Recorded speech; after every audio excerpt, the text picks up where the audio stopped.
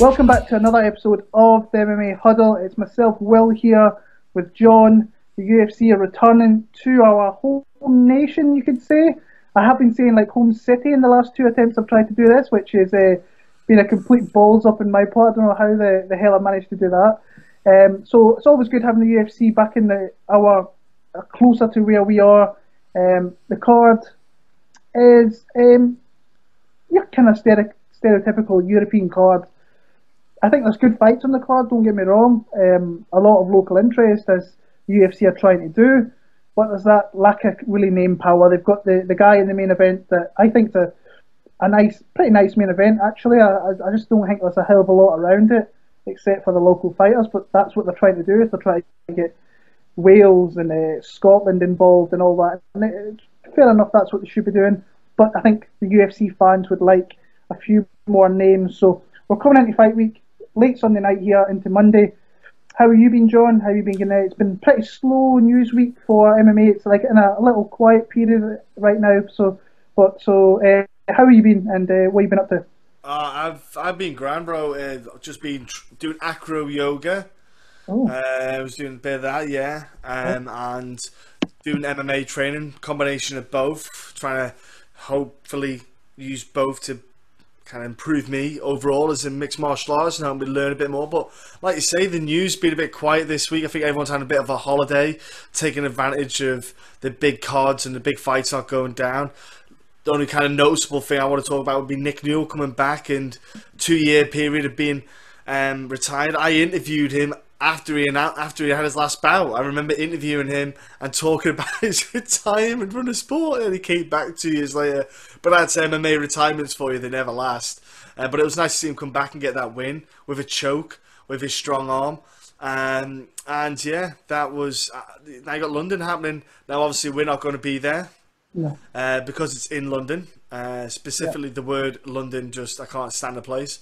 And you're to say, but we will be watching it from our sofas, comfy, and basically selling our kidneys, having to go there. Yeah, no, well, like I say, if you're going to the event, it'll always be. I love the O2 arena. I must admit, it's one of my favourite arenas that I've been to, and I've been to ones in America and so on, and in Europe as well. But it's a great arena. It's a bitch to get to if you don't know the whole subway system and stuff. All that it busts my nut every time I go there. So that's why I don't go there anymore. But like talking to Nick Newell, quick question: you think the UFC could possibly give him a shot in 2018 if he wins a couple more fights? I don't even know how many more he'd have to win. And the reason I say that is because he's got a pretty good resume as it is. He's already done a good job in the past. I suppose maybe give him another fight as well, just like you say. He's been out for a little while. Maybe a fight that maybe goes 1 or 2 rounds, maybe 2 rounds. You know, get him help fight fit and stuff like that maybe. And then I would sign him up. I think the UFC should sign him up purely because of the marketability of what he is, what he represents. Like you've got an angle there for a market that you've never had a chance to look into and invest in. He is that face. He's handsome bastard, you know, good looking lad, married, respectful guy, just a lovely guy to talk to. He would be a very good face for the brand to go out there and use. I like the fact that he's fighting the LFA as well, which is Mick Maynard's former. He'll be keeping an eye on stuff down there. So I was thinking that last night when he won his fight. I'm thinking if he wins maybe one more fight, should the UFC give him a try? I am 100% for it. I think not that I'm kind of focusing on his disability and stuff, but it is like you said, a different angle. I had the whole Matt Hamill thing. I know how much that meant to deaf communities, not even fight fans over here, but a deaf community. I know how much that kind of meant, and that was years ago as well. So I hope he gets an opportunity if he wins a fight or so this year, and he gets an opportunity. But say helps attack that stigma, mate, doesn't it? That's the big thing, you know. Anybody can do it.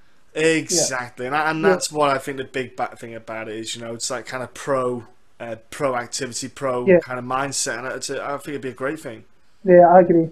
So we're starting off UFC London, O2 Arena.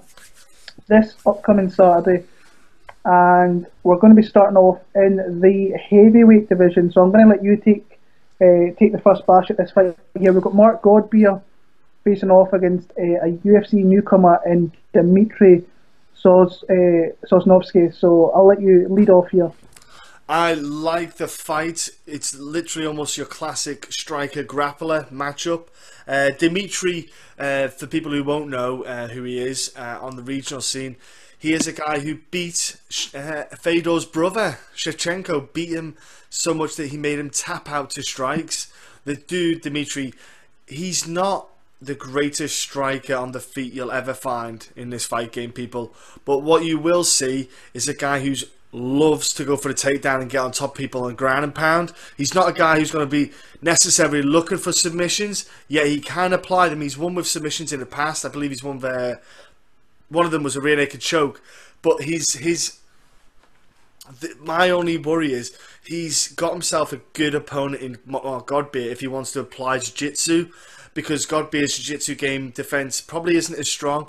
And for example, Dmitry does the classic crossing of the feet when it gets the back control, which is a huge no-no in jiu-jitsu in general. If you cross your feet over people, trust me, I will punish you for that, and I will make you regret crossing your feet if you do that to me. And Mark Godbeer might not be as suave or savvy to that position, or maybe know to apply it himself. I think that Dmitry could easily get a takedown on Mark Godbeer. Mark's not got the strongest takedown defense, but if Mark can keep it standing, if he can use a bit of that footwork, he's been at Fairtech's fight camp for 8-9 weeks, whatever it is, he could certainly apply his striking, which is going to be far superior to Dmitry's. And if he can hurt him a couple of times, it might force Dmitry to shoot in for a takedown from a long distance away, which then is more readable and telegraphed for Mark to potentially stuff. It's not an easy one to call. I'm going to go, because Mark can take a crack. I'll tell you what, Mark can take a bit of a beating. But I am going to go with I'm going to go Mark Godbeer in the later rounds. Dmitry doesn't have a good 3 rounds in him, and don't quote me on it, but I don't think USADA's going to like Dmitry in the future, because I don't know how much of him is natural. That's true. I find this one a little bit tough. I like what I see from obviously the ground game of Sosnovsky. I think that's what his main attribute is. His striking is piss poor, where he really just windmills punches to get into a clinch position and get takedowns. And we saw that in the Emelianenko fight, where he took him down. He just rushed him with punches, put him against the cage, got the takedown. And it seems in every one of these fights get stopped. The referee stopped for some silly reason. But the Gapchenko fight, I think it was. Was it caught in the head or something? Yeah, wasn't it? That's Fedor.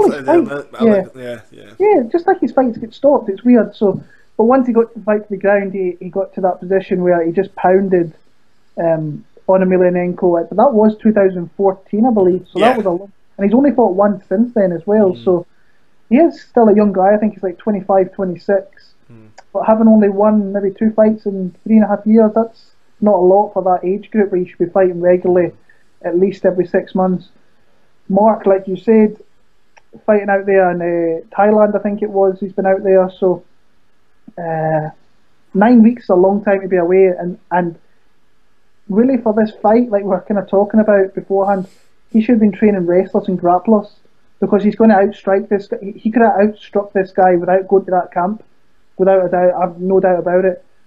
So hopefully, and I'm not too optimistic that his striking and his his takedown ability is going to be there. I think he's going to get taken down. It's whether he can ride out the bad points of the fight and get the fight back to the ground. If he gets taken down and somehow manages to get back to his feet, that will break Sosnovsky. But I just don't think he's going to stop Sosnovsky from getting that mount. And I think Sosnovsky could punish him in the mid-round. So I'm going to go Sosnovsky via a TKO. But honestly, I want Mark to win. Really gentle giant is Mark Godbeer. A really nice, soft-spoken guy who's just a really nice guy to be around. And we'll talk the ear off you for a good amount of time. He spends time with the fans. So I wish him all the best. I just think Sosnovsky is my preferred choice in this fight here. So moving on, we're moving into the lightweight division, probably the most stacked division in the UFC in my opinion, with a Scotsman fighting. I'm very happy to say that he's re-signed with the UFC. You did an interview with him this week that's on our YouTube channel and SoundCloud and so on, iTunes, so you can go and listen to that. And subscribe. Subscribe while you're there as well. That's true. He seems to be in a really good place. I think maybe 6 to 8 weeks ago he was in a pretty rough place. He didn't know where his career was going. He was thinking about retirement, which is a word, when I hear that, that's a red flag to me. But seeing what I've seen in the last 6 weeks from social media, I know Stevie, I have known him for many, many years. I've been going to his fights in Cage Warriors down in London, which was something I don't like to go there, but I went to the one in Newcastle. So I've followed Stevie for many, many, many years, and I'm happy to see he's got a really good fight here. That Paul Felder fight, it's a tough one as well to come back from, because he took some big licks in that one, some massive elbows. Yeah. After that fight, I remember that night we went back to the hotel, and the only fight I really wanted to go find was Stevie Ray, and I just wanted to say, keep your chin up. Scotland's still going to support you no matter what. It was just a tough loss, but you could see how much that took him out, because he probably got the biggest pop that night, if I remember right. He got that entrance to his fight was incredible. It was huge, yeah. Yeah, it was a massive, massive noise in the SSC Hydro. And he's got a guy here he's very familiar with in Cajun Johnson. These guys sparred Willow and TriStar. I just think Stevie's the better fighter. And I think he throws more volume. I think he's stronger. You just have to be careful that he doesn't come in bull rushing and get caught. Pretty much like Adriano Martins did in his last fight. We spoke about this before we came on. That fight with Martins had me pulling my hair out, because Martins just sat back and let Johnson kind of pot shot and threw nothing back at him. It was I can't believe I went back and actually watched that fight. But it was horrible. It was horrible. Yeah, yeah. It was. I'll make that one off in future for watching fights. I like Stevie. I think, like I say, he's in a good place. New management, a really good manager as well. I think, from what I'm hearing, this guy's getting paid more now than he was before he was fighting Paul Felder. Now that's a coup on the manager's side to be doing that. And someone like Stevie, who's got a young family, that's a big deal for this guy. So he needs to continue to win these fights and maybe get a bigger contract, which is only going to benefit him and his family in the future. He's got his new gym, so his life's actually in a great spot. So a new contract, new gym, Luke's in great shape. I think he's got a match-up here he's very familiar with. He's seen where he can win this fight, and I think he will win the fight. Does he finish Cajun Johnson? Maybe. I think he'll win it a pretty comprehensive decision. So, you? I think Stevie is the favourite, in my opinion. I think he should go out there and win, no matter what happened in that Paul Felder fight. Stevie Ray is a legitimate animal. We've, like you say, watching from Cage Warriors to the UFC, he's got nasty ground and pound, legitimate good wrestling defense. I think Cajuns will possibly want to get this to the ground. You know, I think he'll have learned from experience of seeing if he could get Stevie on his back and maybe hold Stevie down, maybe he could use that as an advantage. But I don't see Cajun having the wrestling kind of level to get Stevie down.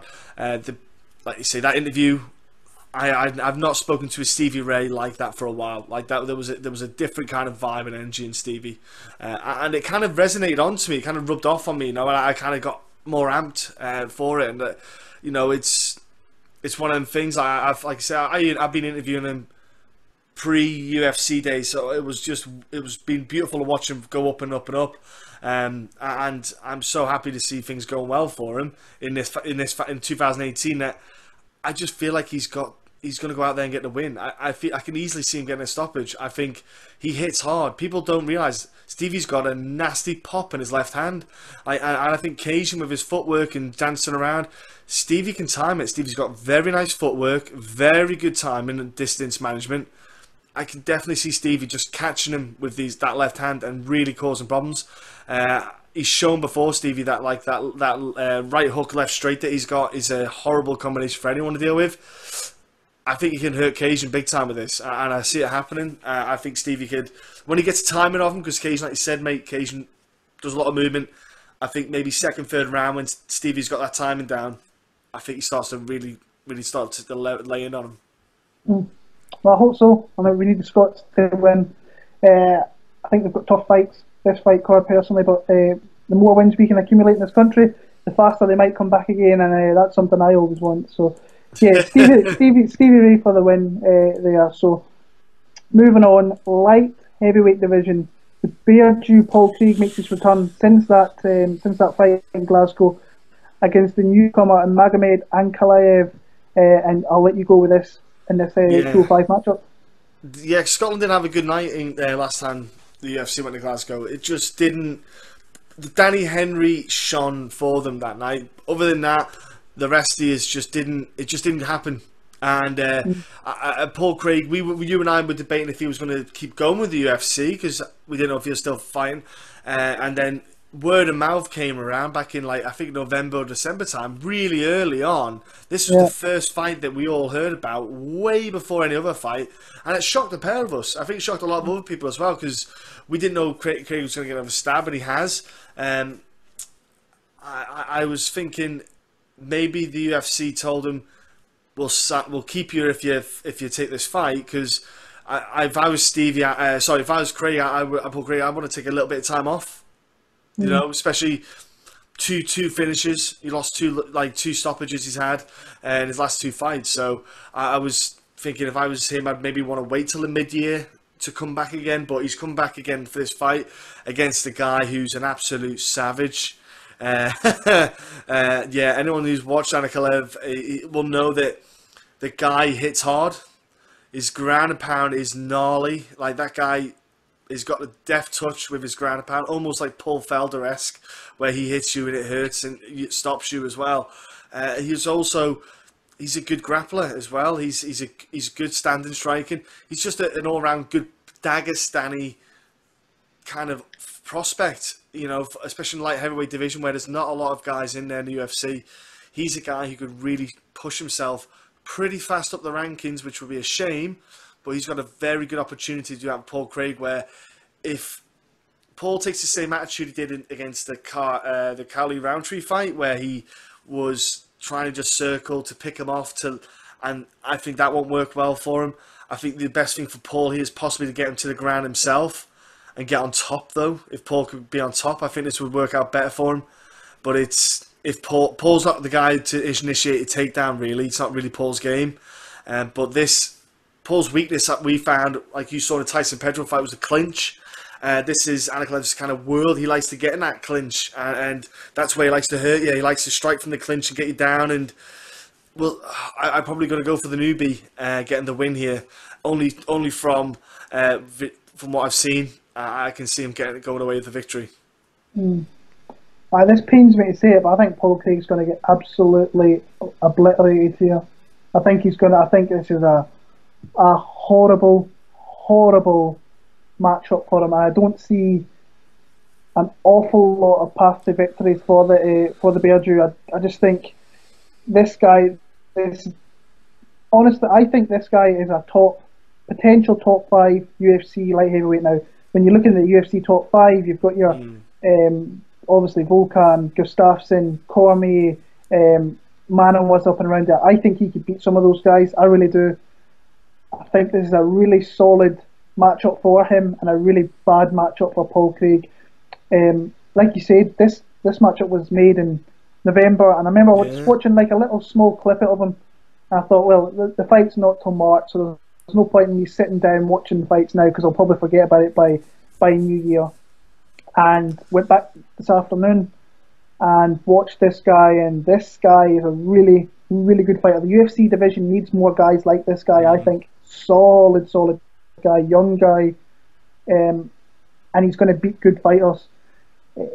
Really good striking, dangerous knees in the clinch. He's got, even when, and I think it was the fight against the Silva, he got his back put against the cage, and he still managed to reap the leg and take this guy down with force, and then stood up, pretty much raised himself up and unloaded 2 shots of heavy ground and pound and knocked this guy out. He did the exact same against Wagner Prado, who fought in the UFC a couple of years back. Did the exact same, raised up, and he absolutely nailed the guy. Paul Craig is his he's been hit a couple of times, and he's been taken out. Tyson Pedro got him. Khalil Roundtree, he really did nothing in that Roundtree fight. He kind of fought, suckled away, and Khalil Roundtree actually fought a really good fight and just stayed patient and waited for that one shot kill and got him. I think Paul Craig's going to come out here, throw some kicks, and I think from there he's going to get taken down. And when this guy gets on top of you, heavy control, gets you into crucifix position, lands heavy ground and pound. But what is Paul Craig really known for is the submission game. The guy is really good. He's opportunistic on the ground. He showed that in the fight against Carl Moore, but I think Carl Moore was pretty much beating him up. Caught him in a submission. He's got one of those guys that if he catches you in something quick, he can tap you out. I just think this guy's too good to get caught and stuff like that. And I think he's going to come out here and just run through Paul Craig, and that's horrible for me to say, but I think it's just the way I see the fight going. From what I've seen in tape, it's a good fight for Ankalaev. For Craig, I just don't think it's a good fight for him, and I think he might get his marching orders from the UFC after this one here. So I'm going to go TKO. I'm going to go round 1 TKO for the newcomer there. Moving on, staying in my homeland for this fight here, we've got Danny Henry against another newcomer and Hakeem Mean. How do you say that? Dawodu. There we go. Dawodu, yeah. It's like a Jedi. It's like a Jedi name, isn't it? Yeah, managed to get there eventually. This is the fight I've been going back and forward on the most. Danny is a local guy. Literally, he stays like 5 to 10 minutes away from me. Not even like walking distance, so not even that far. And I kind of underestimated him a little bit in his UFC debut in that fight with Daniel Teymur, because I am such a fan of Daniel and David Teymur. I have been massive admirers of those guys for a long time.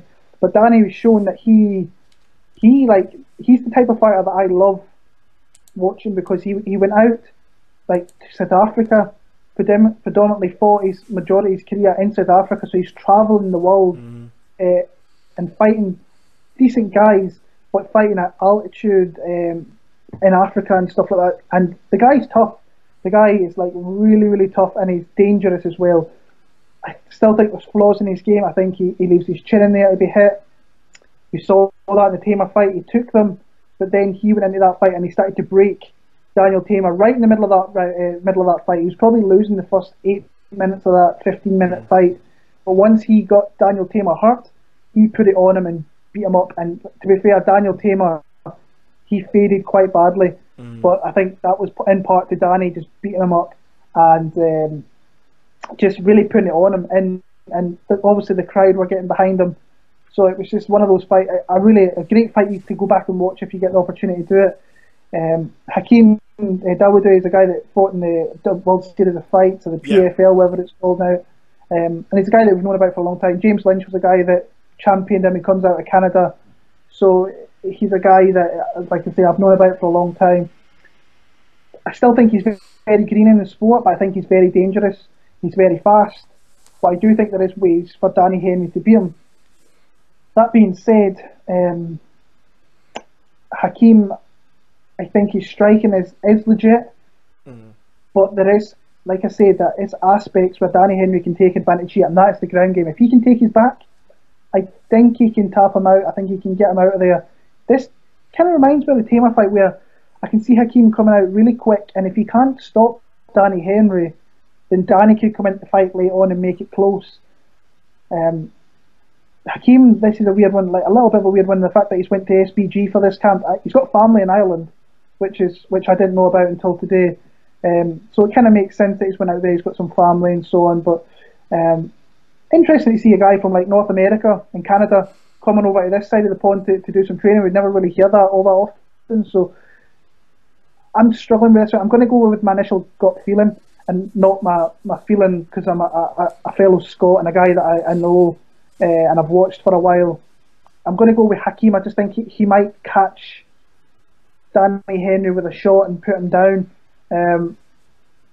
But honestly, it's one of those fights where I hate picking because I know like I know of Danny, and yeah, I'm going to pick Hakeem Dawodu to win via maybe TKO. I think if he leaves his chin in the air, he could put him down and put him out. So yeah, I'm going to go with Hakeem there. How about you? Oh, interesting choice. Just a second. Mm, Danny, yeah, you never yeah. guess what Will just said. Fucking unbelievable, isn't it? Anyway,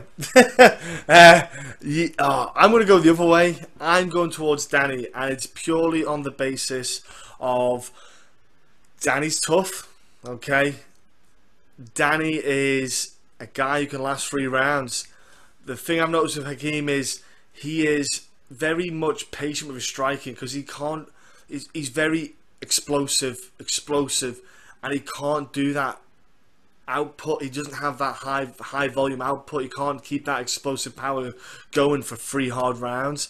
But Danny could keep that on him, and I think Danny here, the key for him, like you say, high output to stop. Give him a chance, stop him having a chance of striking back.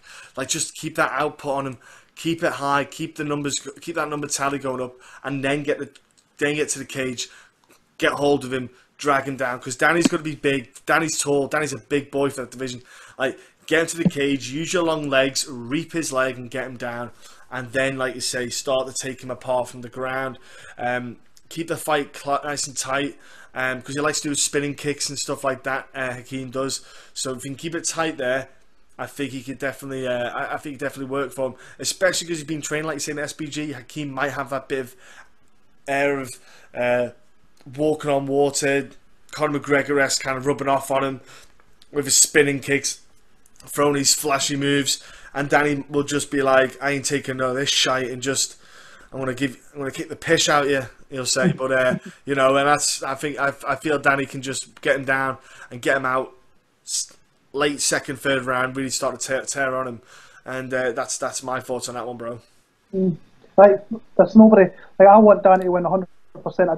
I'm trying not to be kind of biased on one side. Yeah. It's a close fight, and like I said, I can see past the victories for Danny Henry as well. I'm going with my initial gut feeling, and that was Hakeem when I first heard the fight. I'm going to stick with it. So, moving on, 2 guys making the welterweight debut, 2 pretty big guys. Now, Jack Marshman is, I don't think he was ever the biggest 185er, and Brad Scott I always thought was big-ish for 185. So it's interesting to see them both making the cut down to 170 for this fight.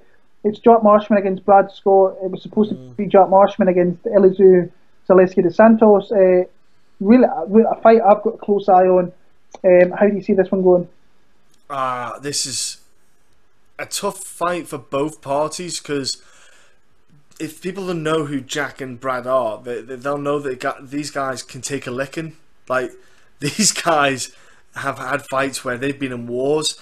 Jack's fought at 205, 185. Now he's going 170. The big question is, like you say, how will both guys look on a scale?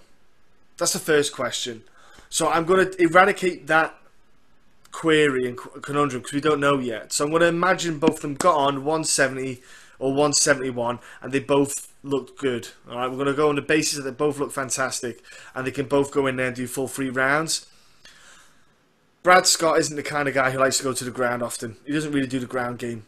If Jack Marshman can avoid the ground, he will. Now, Jack Marshman's got legit grappling. Like he showed in that bowler fight in the Cage Warriors with that armbar that he whipped on. He's got the grappling there. He just doesn't bother using it because he likes to stand and throw. I think in this fight, it's going to be a kind of kickboxer versus a boxer. Because Brad Scott's been over in like Phuket, I think it is Phuket top team. I think he's been training there. He likes to do his kickboxing a bit, but the problem is Jack is boxing. You know, Jack's got quick hands. He's got a great pop, and he's got good footwork. I just think Bradley Scott is a little bit slower. There's definitely a speed difference. I don't think Bradley Scott's bad. Don't get me wrong. Brad Scott, he's come on leaps and bounds since tough. Like, different dude almost. I've had the pleasure of speaking with Bradley Scott in person, hanging out with him, and also Jack Marshman. Top guys, but I think that I got to edge Jack here. But I've got to go decision only because both of them are just so tough. I can't see either one really knocking each other out. You know, I can't see one overpowering one more than the other. I could just see Jack just landing that volume more with the strikes, and especially judges don't necessarily score leg kicks as a powerful shot, so to speak, but they'll count punches to the face more. Jack will land more of them, and Brad might land more leg kicks, but I'd probably go for Jack here for the decision win. Yeah, it's an interesting fight, a nice domestic scrap. I like fights like these. Brad Scott's a guy that obviously we've known about. He's been in the UFC for coming on 6 years, I think, since the Tough Show.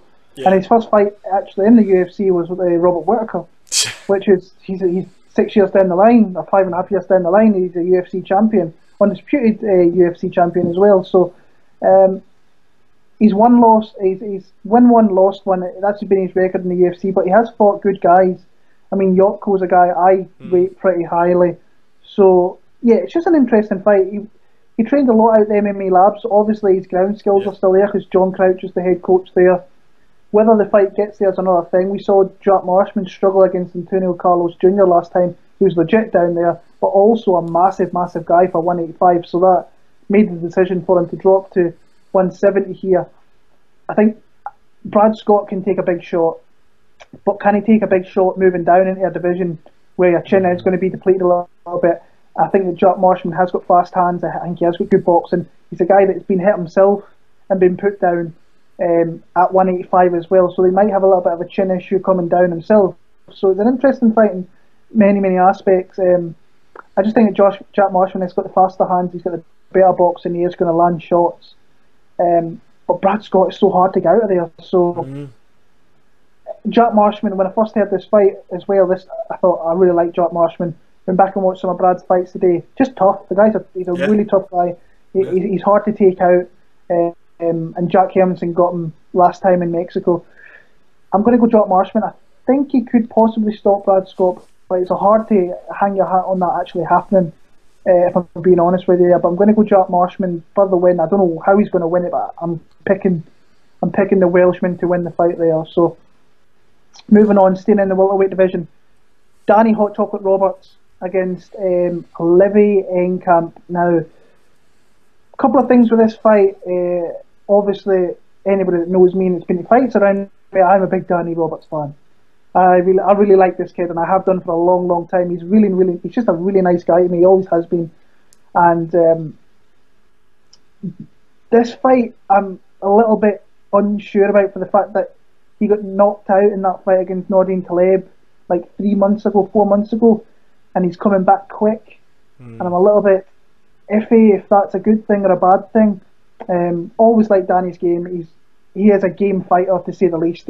He will go out there and he will give good fights no matter what. The Mike Perry fight is actually a fight that he was getting beat up badly, still stuck around and had an opportunity to win that fight. So I think the fight in Glasgow last year, we were amped for that fight against Bobby Nash. He had his friend that kind of came out of nowhere and he sat next to us, and they were like, how do you know Danny? It's just like the guy that we followed and we've met at events, and he's a really nice guy. And like, I shared a pizza with Danny in Vegas as well, over there when I watched him against Dominic Steele. So he's just a cool guy, really good fighter.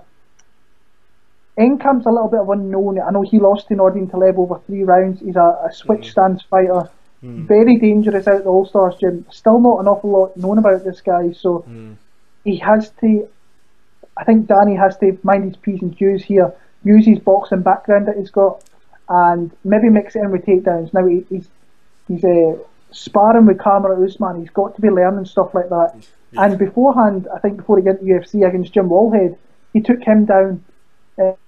So he's got the ability to take this fight to the ground, which is something I think he should do in this fight and mix it up well. I'm going to pick Danny Roberts, but I think this Enkamp kid is, like I said, unknown a little bit and dangerous.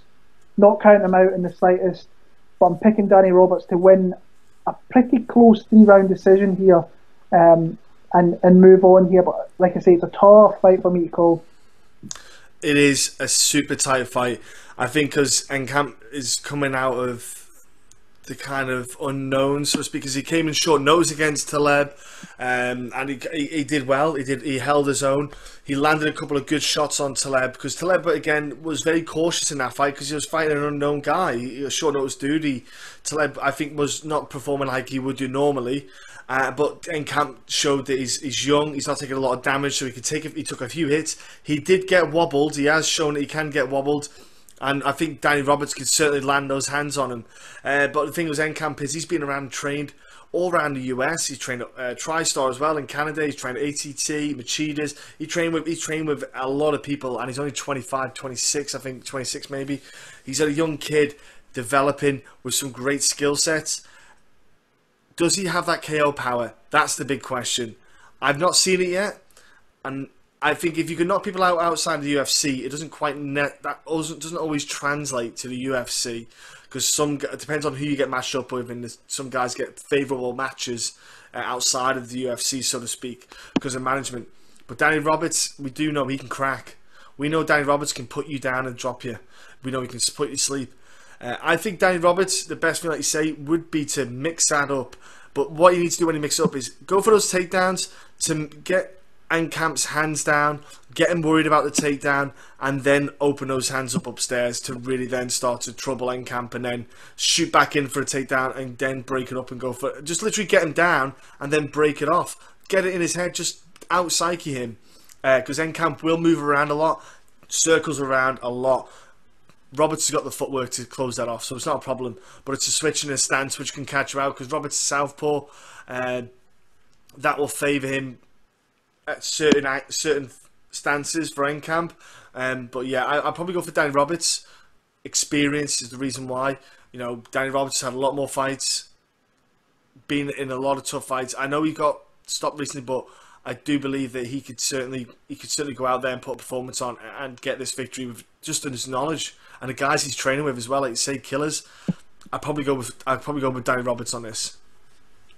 Yeah, go and get it, Danny. I hope you get that win, mate. Moving on, the UFC debut of the White Mike Tyson, John Phillips, who's been signed to the UFC for over a year, and he had a couple of fights scheduled against Rodrigo de Lima and against Derek Anders, and they fell through. I think there was visa issues and that in there, so he's getting his opportunity here, and he faces off against Charles Byrd. As a guy that some of you might know, some of you may not know. He fought in the Dana White Contender Series, and is a pretty solid fighter from that. So I'll let you lead off with this, John. Let's just all take notice and knowledge of the beautiful thighs that Charles Byrd has. That dude has got some Will Brooks style thighs, that man has. I wasn't overly impressed with Charles, though. I saw him on Tuesday Night Contenders. I don't think the reason I wasn't overly impressed because I just don't think there was anything that stood out specifically about him that made me think, "Oh, he's a dangerous cat." John Phillips, we know what he's going to bring. If you get John Phillips on his back, I think I think that's what Charles is going to go for straight away. Yeah. Charles is going to go pull out that grappling card, and he's going to go take down for John Phillips, because John Phillips, he has got heavy hands. Now the big question is John Phillips is making weight, all right? Because it's been questionable in the past about him making 185. I don't know if it's attitude or mindset. I don't know what it is, but he's had trouble in the past making 185. I would like to think he's got the right mindset to get in there and get this done professionally. Steps in 186 even, whatever, as long as he can get on weight. But if he does, I don't see a good night for Charles. I think Charles is very hittable. He's not got the greatest hands. He doesn't hit nowhere near as hard as John Phillips does. And I've got a feeling John Phillips can... I think he put Charles to sleep in this fight.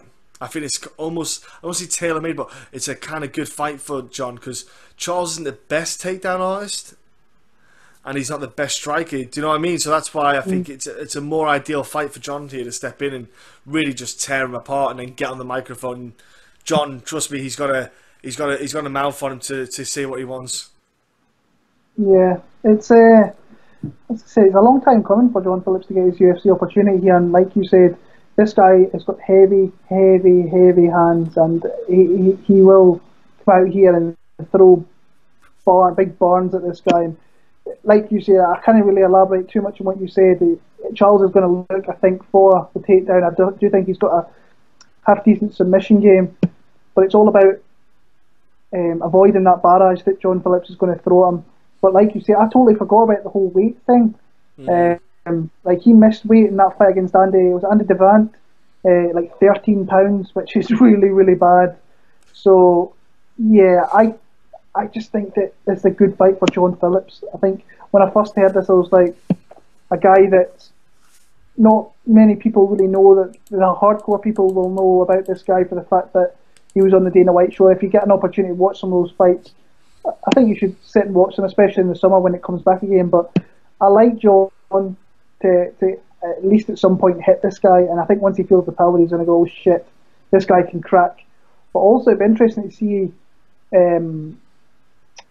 John on his back and see what the deal is there. So yeah. I'm going to go with John Phillips, and just to see, it's an interesting fight. I think he can get it done, but it's interesting the fact that if Bird survives the initial barrage, that he could possibly come through and stop this guy.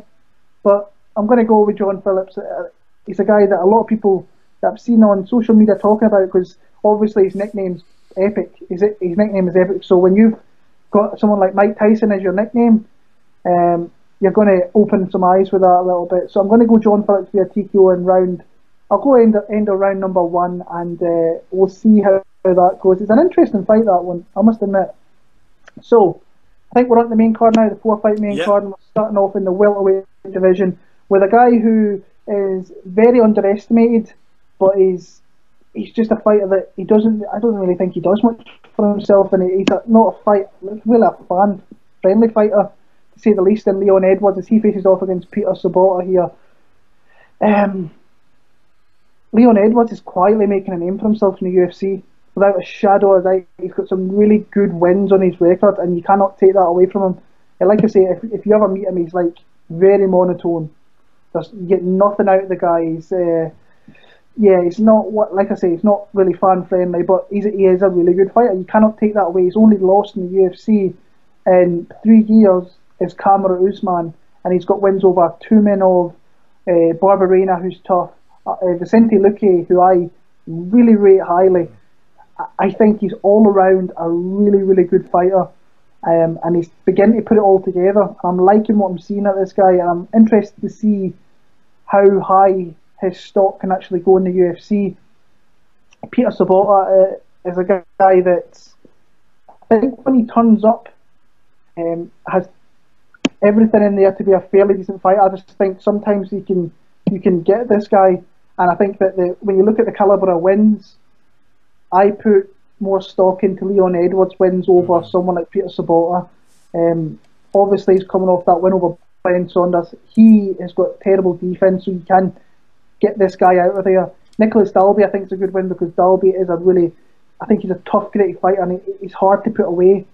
I'm not sold on Peter Sabota. I was a little bit surprised when this fight was put together, because I thought that Leon Edwards, honestly, was probably due someone better than what Peter Sabota is, maybe even a ranked fighter.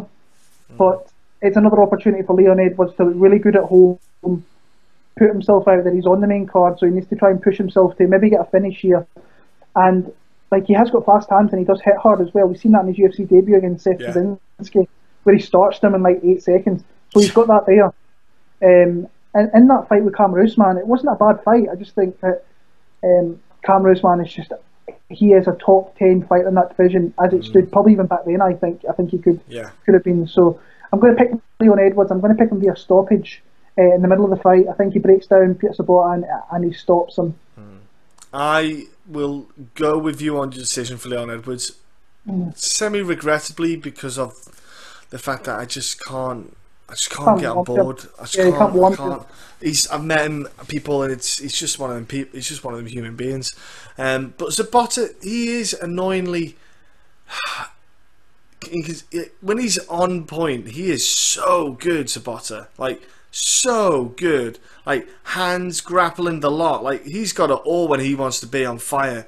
Like, if he is on point against Leon, he could take this. There is no doubt that he could easily win this, Because when he's on fire, he's a nightmare. Like, if Leon has a bad day where he's just not feeling it or something, Sabato's going to rip him apart. But I think Leon is quite consistent, though. That's the one thing about Leon I've noticed in this UFC. He has been consistent. He's not performed badly ever, really. He's like you say, Usman. It's not that he performed badly against him. It's just that he's so good. You know, there is levels, and I think Leon should take this fight. I think his speed will be the breaking point in this fight, and I think that's when he'll catch Peter. When Peter's getting tired in that second round, maybe third round, I think Leon could easily start catching him and picking him apart then on the feet. And Sabata goes for like a takedown because of panic, doesn't get it. Leon maybe ends up on top, bit of ground and pound, whacking a submission. Could easily be done like that. But yeah, I'll go Leon Edwards this time. Interesting. It's an interesting fight. Like I said, I like what I see from Edwards. He's consistently getting better, but it's just like he's hard to want to. Yeah. As a fight fan, you want to, if you can, but it's hard to when you really meet him. He doesn't give anything away. He doesn't really give you any time, which is fair enough. It's up to him. He is in fight week. He is in fight mode, but still, compared to some of the other fighters, the great fighters that we've met who give you so much time, it's a bit of a letdown considering he's homegrown as well. So, but wish him all the best this weekend. Hope he gets it done. Moving on, staying in, we're in the 135-pound weight division with the Fireball kid, Tom Duquesnoy. I'm a big fan of this kid. Against he's actually a really tough fighter, Terrian Ware. I think the UFC have kind of did him a little bit dirty with the matchups that they've really given him in this one here. So I'll pass it on to you. I'll let you lead off with this. I've got to be. It's brutal what they've done to him. Like, how many fighters do you know that have been signed up to the UFC and straight away been given essentially top 20 guys in their first two fights? It just doesn't. It doesn't really happen that often. And I feel really bad for Ware. They, like you said, he's a good fighter. He's actually a good fighter. He's got good boxing. He's good. He's not a bad fighter at all. It's just really hard fights he's had so far, and they've given him another horrible fight. And this suits Tom. You know, the UFC have went, right, we need a guy who doesn't do grappling, otherwise Tom's going to have a nightmare. Right, okay, cool. No wrestlers, no good wrestlers for Tom for now. Yep, go right, okay, cool. We'll give him Tom to everyone Ware, because it means Ware can take a hit, so Tom can let off a little bit more flamboyance in this fight and let his hands and feet go, where he might be able to do a little bit more than if he was hitting someone who couldn't take it so much, if that makes sense, who might fall a bit early. At least you might get a bit more out of Tom, and Ware could last easy into his second, third round if he does. If he probably could make it to the third round, and I think Tom will finish him though. I think Tom's got legit power in his hands that, you know, when he hits people, he hurts them. He looks like such a sweet, innocent kid, but he's a venomous little motherfucker, that kid. I just feel harsh for Ware. I just feel really bad. They've used him in the wrong way. I think he could have been a good, he could have been a good 135 if given the opportunity. But I feel he'll lose today and he'll probably get cut. Yeah, they're building future stars off him pretty much. Yeah. Just how tough he is. Because Cody Stamann and Sean O'Malley, they will be, well, I think Cody Stamann is just outside the top 10. Sean O'Malley pretty much stole the show outside of Brian Ortega at UFC 222. Good fight for Tom Duquesnoy to get back on the win trail here. He is like, I'm going to preach about this guy all the time because I'm a big Fireball Kid fan, and I've loved what I've seen him before he get to UFC. He does get hit a lot, and that's something he really needs to show up. He's so aggressive that he's open to getting hit, and Terrian Ware is a decent boxer.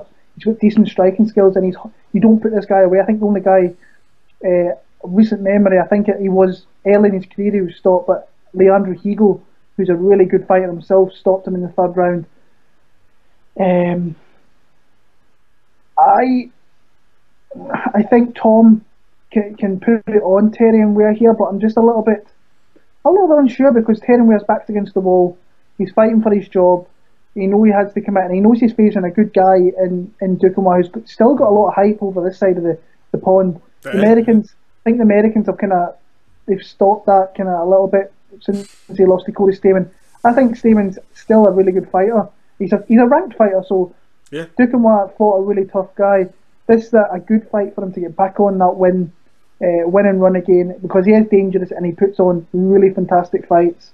The fight with Pat Williams, he came out, took some shots he shouldn't have did there, got him out of there pretty quickly. Philpott fight was a great fight. Shea Walsh finish was fucking unreal. Levelled him with an elbow. Damien Rooney as well. Damien Rooney was another one as well, and he had that very close split decision with Brendan Loughnane, which really could have went either way. Really could have went either. Oh way. yeah, should have been draw, but yeah. Yeah, Terry and Ware. I just think that Duquesnoy is a little bit better than him. He has to, like I say, Tom has to mind his P's and Q's here and just don't get into a firefight and get hit with the more technical guy, which I think is Terry and Ware. But what I like from Tom Duquesnoy is he uses everything he's got: elbows, knees, and just uber aggressive.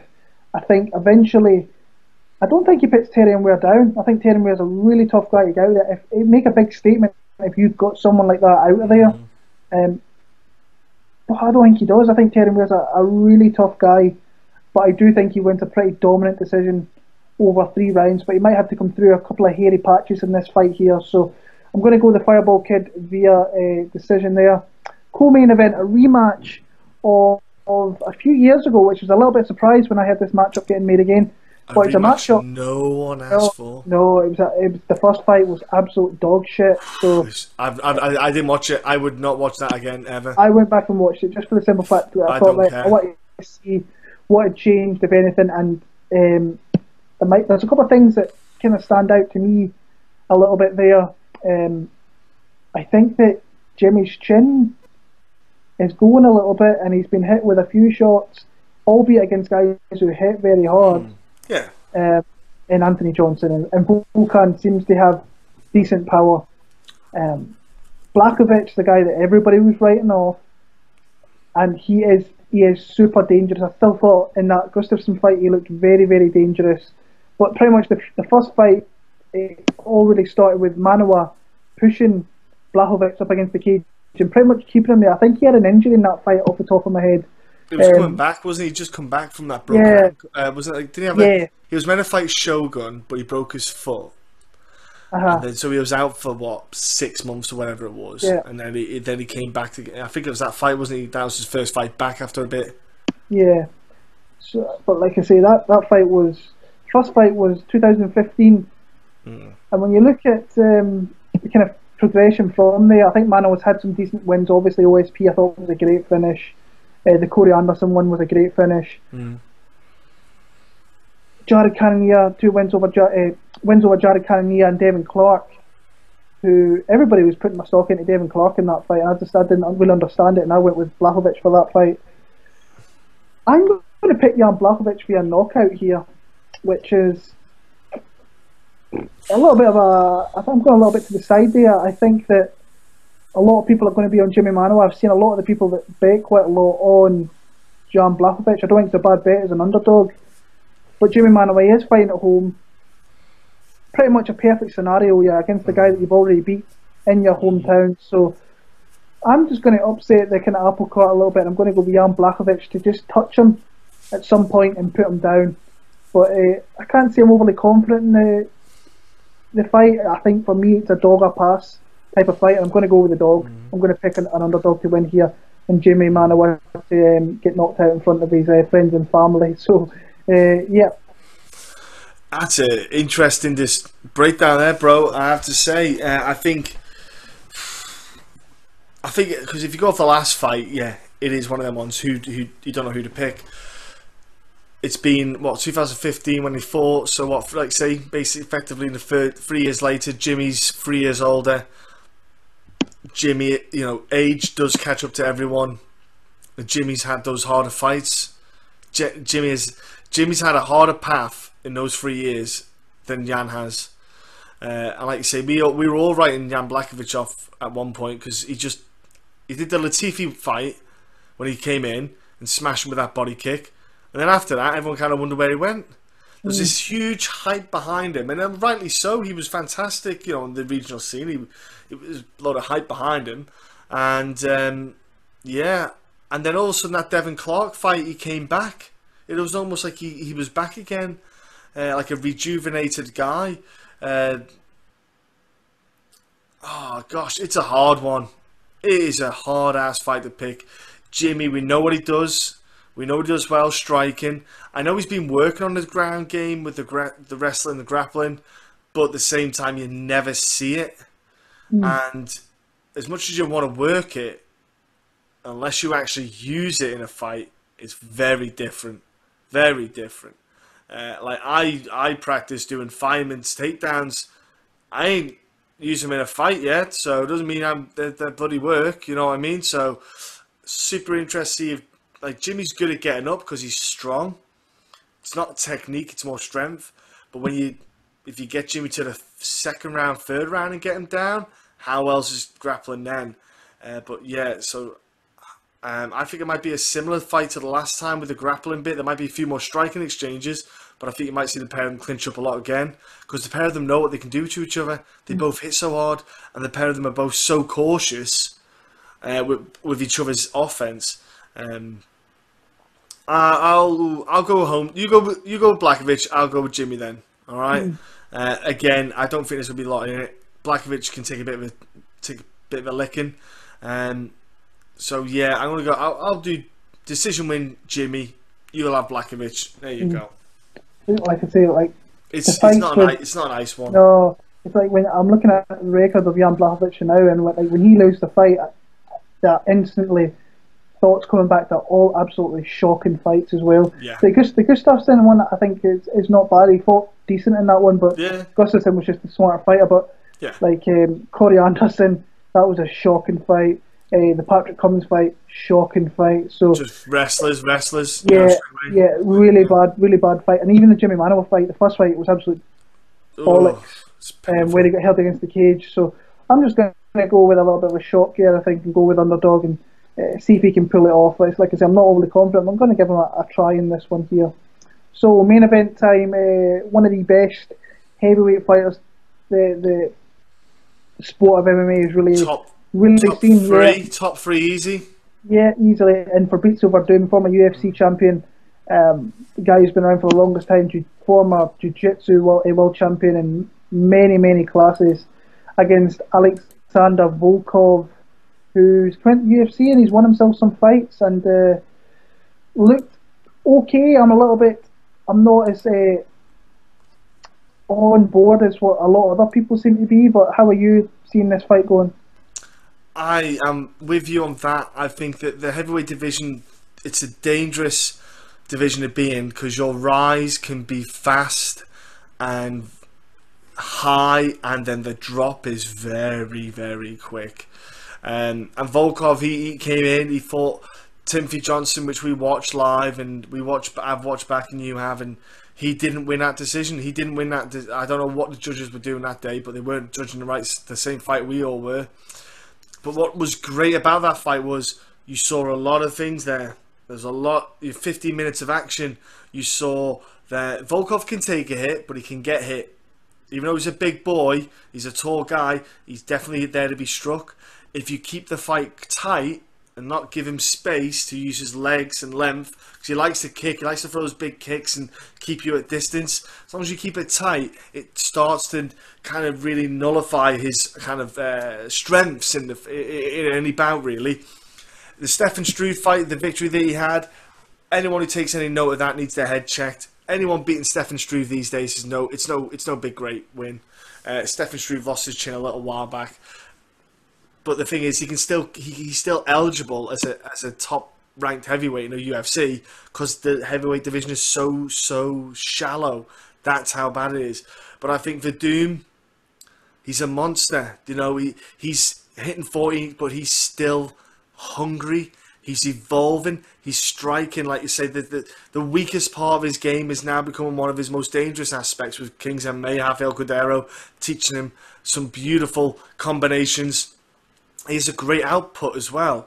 He's got a very good condition. He can go for a while with throwing leather. I think that he's very smart and suave, and he can get Volkov to the ground. I think his knowledge and his fight IQ, he can get Volkov to the ground. What he does on the ground, who knows? But I tell you what, gets Volkov down, it's going to get Volkov worried about the takedown, which will open up the striking. I'm going to go Werdum. I was swaying towards Volkov, I won't lie, because I thought Werdum's fought a lot recently, his body's not healing, he's travelling, how much is that going to affect him? And then I kind of went, it's Werdum. Even though he's hitting that age, at heavyweight you can get away with it. I'm going to go with Werdum. I'm going to go with him with the victory. I don't know if he'll stop Volkov, because Volkov can take a bit of a licking. So if it goes 5 rounds, which I don't know how Volkov will do with that, with someone like Werdum in front of him. We'll go decision, Werdum, but go on in.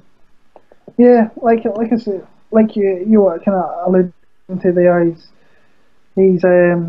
I just think honestly, I think he's just a better fighter. I've not been impressed with Alexander Volkov's UFC run so far. I still, like you said, I still don't see how he won that fight with Timothy Johnson.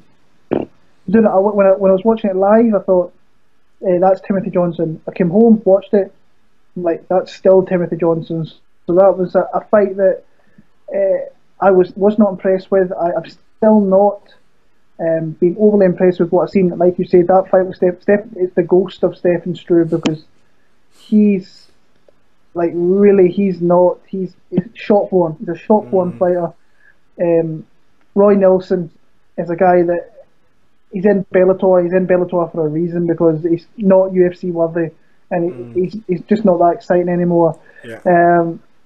And it wasn't too long ago that this guy was losing to Chet Congo, and Chet Congo is a spoiler fighter now. He's a horrible fighter to watch. Yeah. And when you look at Werdum, what I like about I'm seeing for Werdum is the fact that he is facing like these new breed, kind of up and coming heavyweights, kind of, say the least, like your Tyburas and Volkov, who I think are both in their 30s, around their 30 age. So he's facing the new breed of heavyweight, and he's beaten him fairly convincingly. I thought Tybura could give him some trouble in that fight. Didn't really happen. Thought actually Tybura showed a lot in that fight. Personally, I thought a little bit, what I've seen, I thought, right, he can definitely progress and go to another level. Walt Harris, that fight got put together an hour's notice, and he just stormed him. I thought he beat Alistair Overeem, personally, and then he beat Travis Brown. It's like you say, he lost to Stipe, and he fought stupid in that fight. He rushed at Stipe, and he will not make that decision again. But there's Velasquez, who knows when we see that guy again. There's Miocic and there's Werdum, in my opinion, and then you've got everybody else kind of just waiting in the wings. So Werdum has to go and take out all these guys that are ranked in the top 10. Your Tyburas and your Volkovs here, to get himself another title shot. Who knows when he's going to get? He's probably going to have to fight again after this, for the simple fact that Stipe's fighting DC. So not unless Stipe wins in summer, and then they fight later on in the year. That could happen. And one reason I like Werdum here is the fact that he took a shot at Colby Covington. Anytime you can do that is you're going to go up in my books for that. But like, I'm not even talking about the skills that the guy's got. That ground game is always going to be there, and if you go to this guy, it's only a matter of time before he takes you out. His striking since he's came back into the UFC has been like, it's went from here and it just went all the way up there. Shows a lot of really good technique, and he has some power there, but I just don't think he fully commits into some of his shots a little bit. When he does, like in the Mark Hunt fight, when he took him out there, he can put guys away. I just think across every facet of this game here, as long as he doesn't get too cocky again and fights stupid, he beats Alexander Volkov, and I think he beats him on the feet. I think he can beat him on the ground. I just think he can beat him in any aspect of the fight game here. So I'm going to pick Vaicavalo to win. I'm going to pick him via knockout, actually. I'm going to pick him 4th round knockout for Werdum. Ooh, I like it. Yeah. Wild. Yeah. So that is UFC London out the way.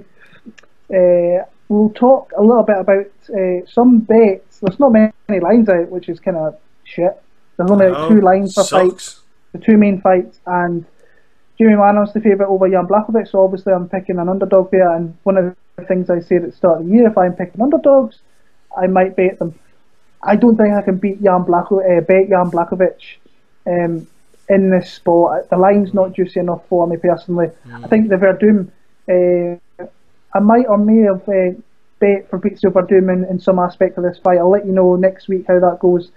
He opened minus 187. I think he's minus 250, 230 to 250. It's floating around 230, 250. Yeah. It is, yeah. But I fully expect tomorrow, especially in the UK, to have betting lines before they do in America, which is a little bit weird.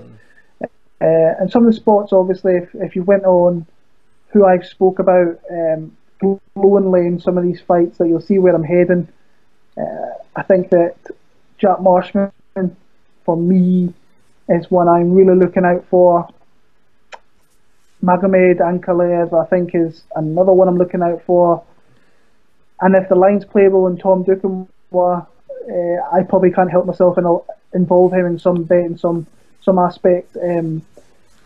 There is other spots that I like, but I just can't put. I don't think I will be able to pull the trigger for the simple fact that, like Danny Henry, I think he's going to be a big underdog personally, and I think that I think he was a big underdog against Tamer and he cashed as well. And he has path to victories, I think, in the fight, even though I do think it's a tough fight for him. Sometimes I would bet like Stevie Ray. I just don't think I can for this one. I'll be staying away from that one. But there will be opportunities and there will be bets for this card. I just need to keep it nice and sharp. I've not lost a bet, an event since early December, so I'm on a 10-fight win streak. Event streak, I should say, for winning bets, which is like mind-boggling for me, and I just hope I can keep it going, because then we've got another break before UFC 223, where I think I've already got one bet already for that card. I have, and I've got one for the fight card after, which is Poirier against Gaethje. So you probably know where I'm going to go with those fights, because there's not many odds out for those fight cards. It's weird enough. There's I think there's 5 fights. Any parlays for this card, mate? You want to do any of that? It's all going to be line dependent.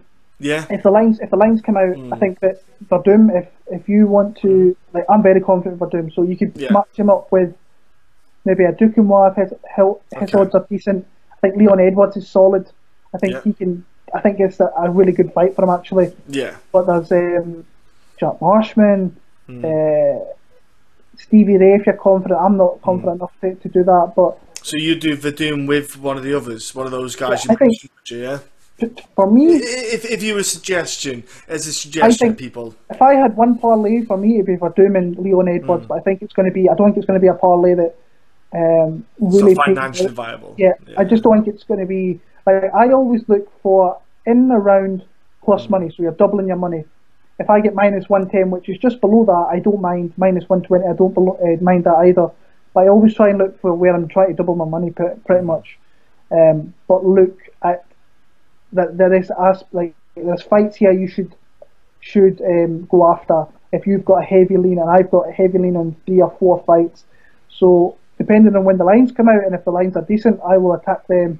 And I'm probably only going to go 3 bets for this card. It seems to be your kind of norm at the moment. You're doing 3 a card. It seems. You do your parlay, and then you do your two kind of odd ones. This is. I've learned, and I've spoken to people who bet on the sport.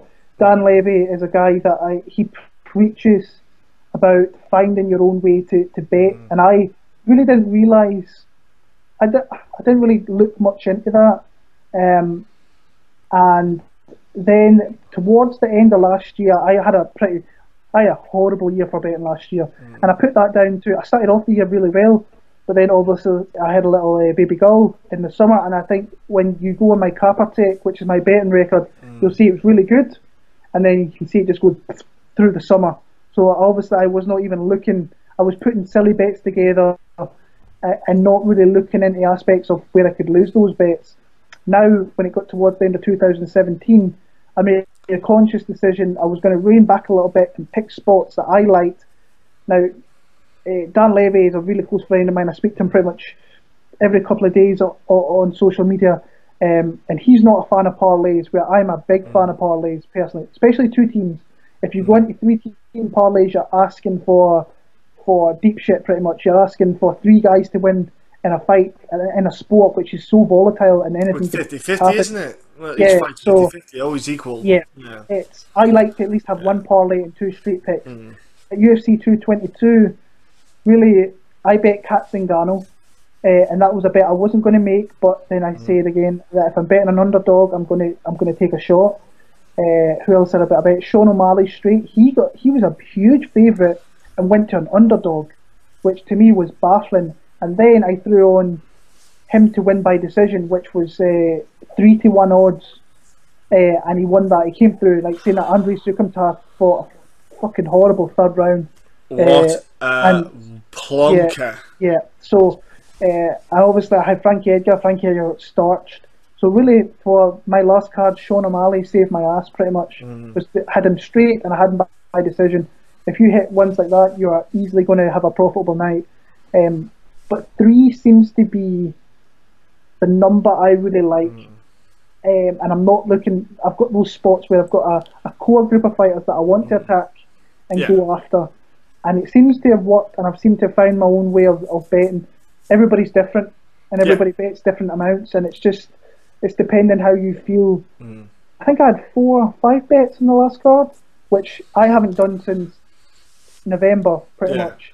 And it's shown, and I got maybe a little bit lucky with Sean O'Malley because he could have lost that fight in the third round if it was stood up. Oh yeah. So it is what it is, but everybody should find their own way in betting and fights. Everybody's different. Like, some people don't take it serious. I don't really take it serious, but I want to be really good if I'm picking fights. Yes. And it's one of the conversations I've had in my own YouTube channel is that some people take my word as gospel, which is they shouldn't do. Like I'm just a guy like you.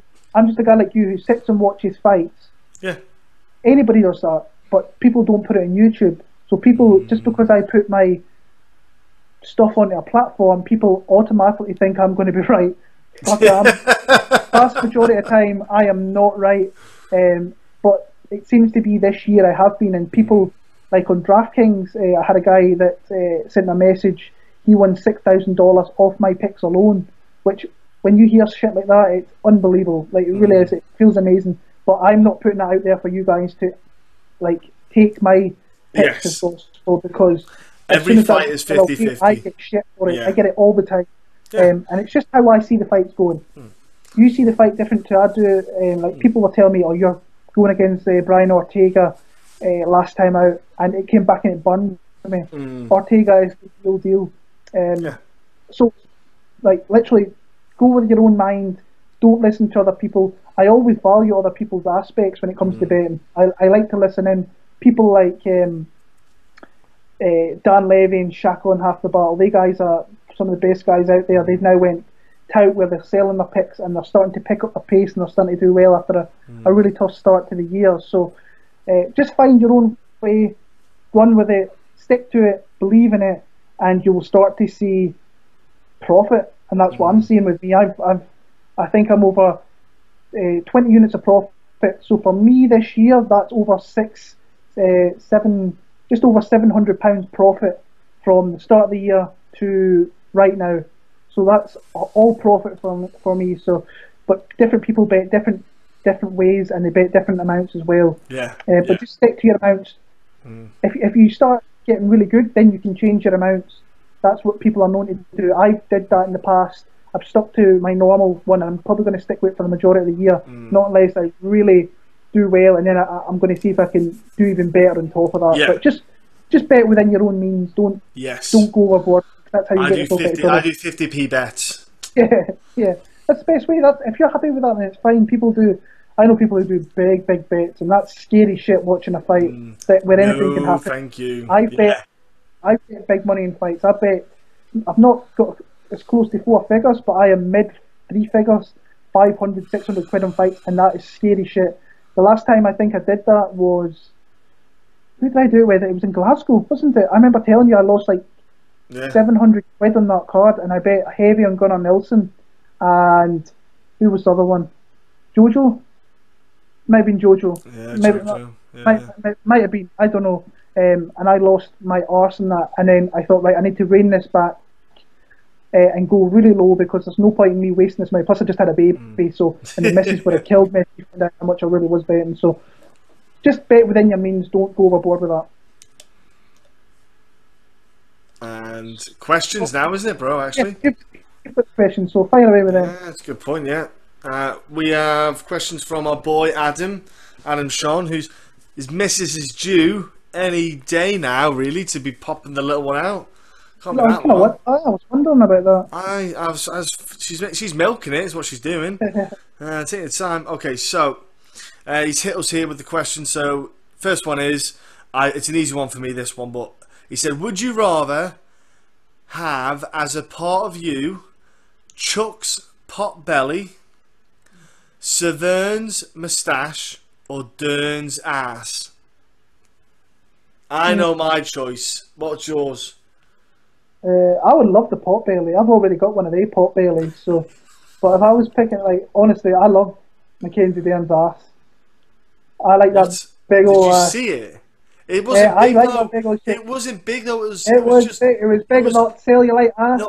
No, I like a big booty. I like a big booty, like a curved booty. But hers was like. Yeah, I like that. Stop moving. Didn't stop moving. I like that shit. No, but she needs to squat more and get a bit of lunges in it. Tighten that thing up. It's that Brazilian in her that she can't get rid of it. So, no, I like the. I've got the pot belly. I always laughed at that when I seen Chuck Liddell with the pot belly. I think it was the Rich Franklin fight or the T.O.T.'s fight where you seen that like pot belly come into effect, and I thought, holy shit. So, yeah, I think the pot belly is something that I wouldn't mind having because I've already got one of them anyway. So I'd go with the moustache. I've interviewed Dan in the past. That's a porn star moustache. Yeah.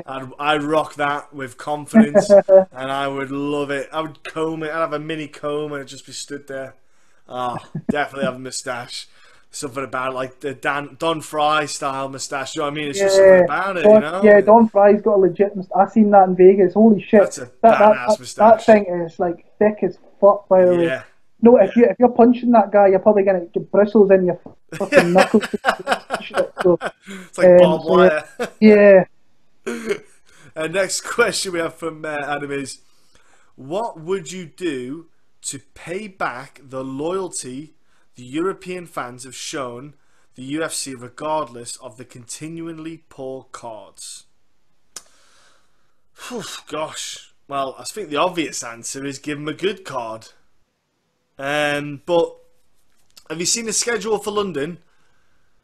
Seems a bit quiet. Do you know what I mean? There's no open workouts and all that jazz. They're just doing the Saturday, they're doing the Friday, Saturday, then they're gone. There's not much seems happening, which is a bit weird. Stupid. Paige Van Zandt tweeted earlier on now. She's going to be a guest fighter. She's flying to London tomorrow, so she's going to be in London from probably Tuesday, ready to do stuff. But she's not going to do anything until Saturday.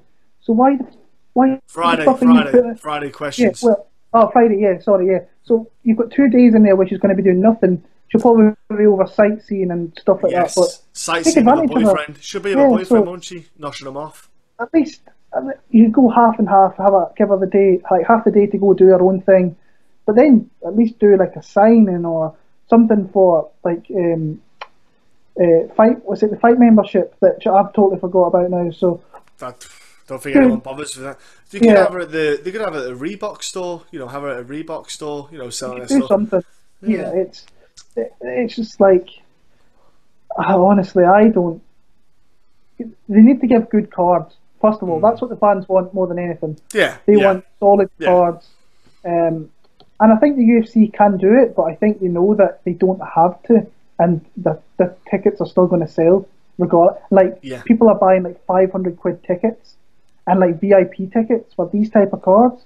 Yeah. When you could go to America and do the same thing for the same amount of money, if not less.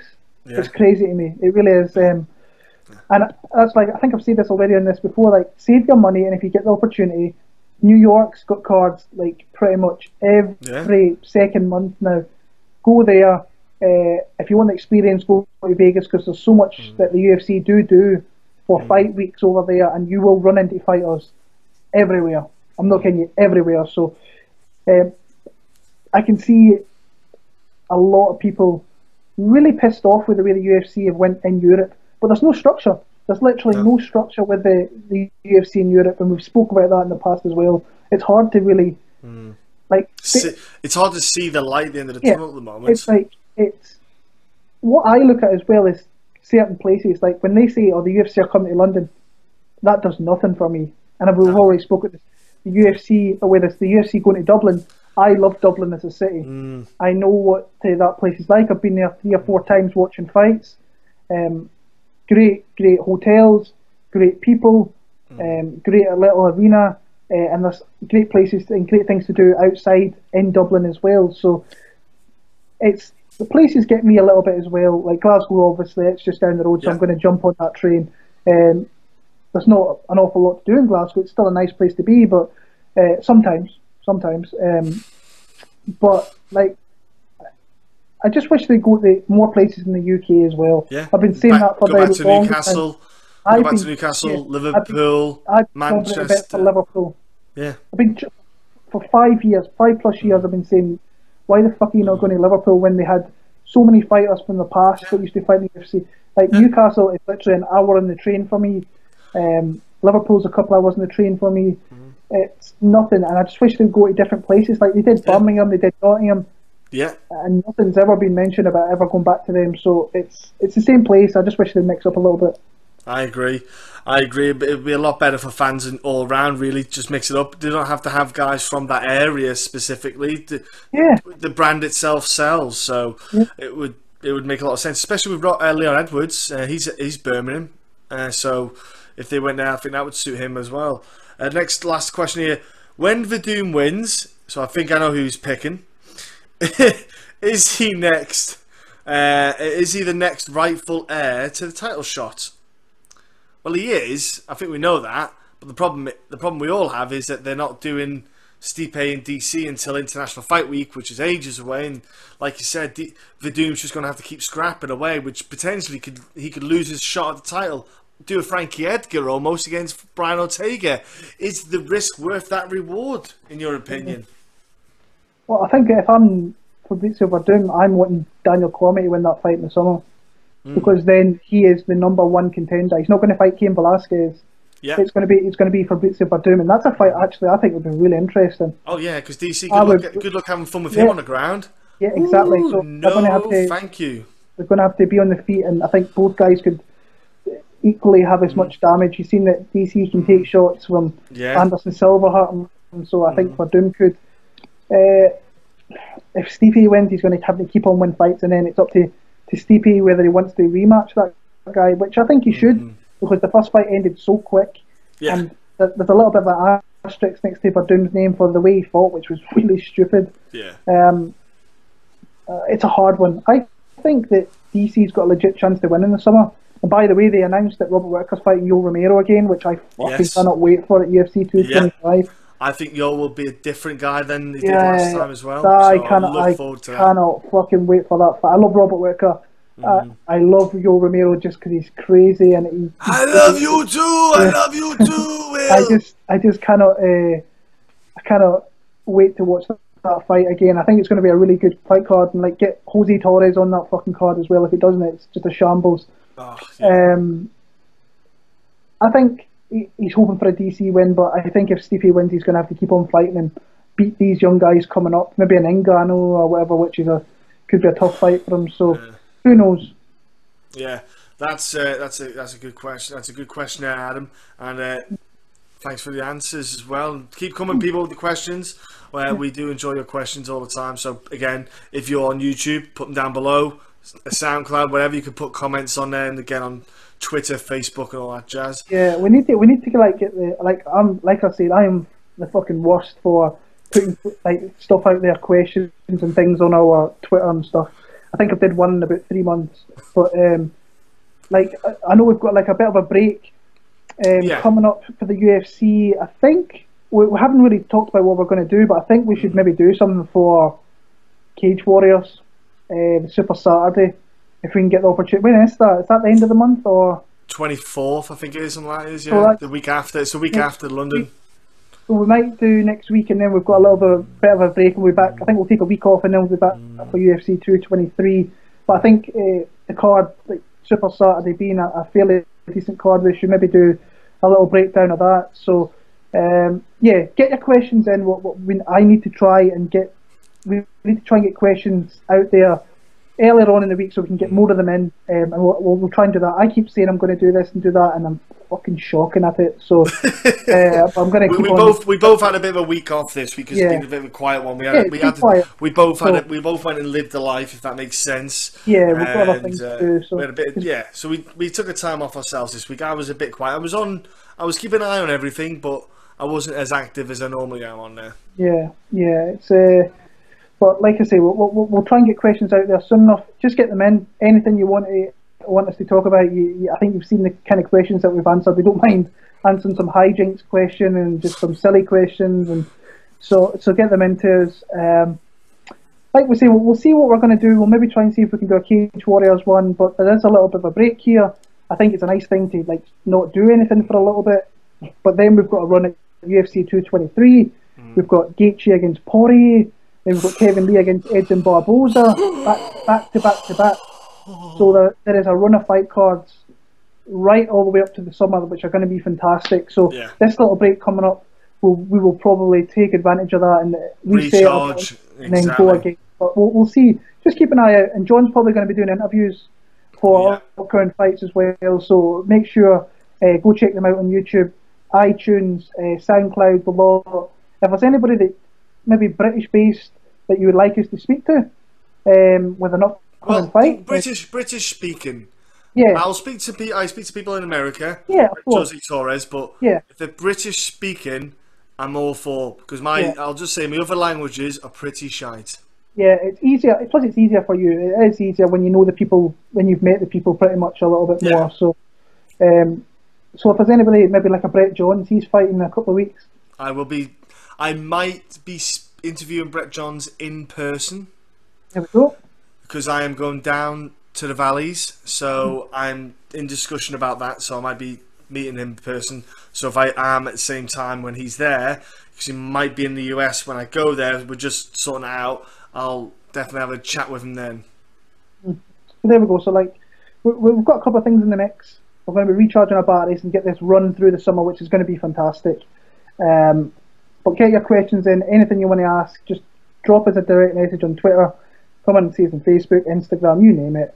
And we will be back with you very, very soon. But if you're going to the card in London, enjoy it. I'm going to be catching up. I'll be working through when the event's on, so I'll be catching up late at night. John might be doing something similar himself. But enjoy the card if you're going, because I know that there are some guys that we know that will go to the event. So enjoy that, and we'll be back with you very, very soon. Take care and enjoy the fights when they come around, guys.